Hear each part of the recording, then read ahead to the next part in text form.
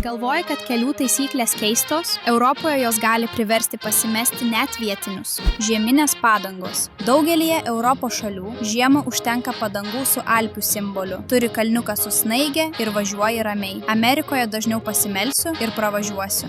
Variklio šildymas stovint vietoje. Vokietijoje ir Šveicarijoje draudžiama. Tuščia eiga yra laikoma tarša ir triukšmu. Užvedei ir važiuok. Kitaip gali tekti susimokėti. Prancūzijoje yra privalomas alkotesteris automobilyje. Ir taip, pats save pasitikrini prieš sėsdamas už vairo.